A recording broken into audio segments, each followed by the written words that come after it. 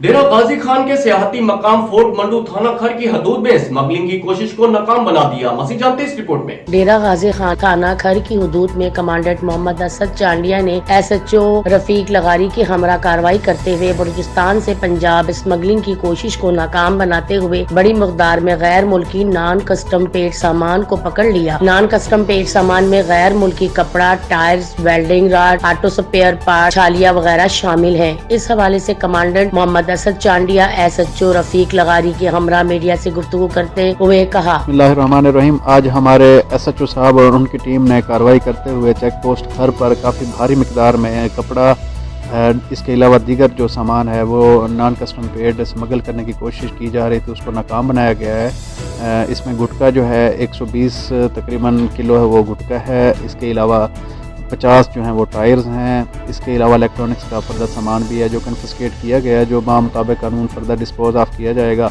मेरी तरफ से अपनी टीम को शाबाश। इंशाल्लाह इस तरह की जो एक्टिविटीज़ हैं वो डेली बेसिस पे जारी रहेंगी।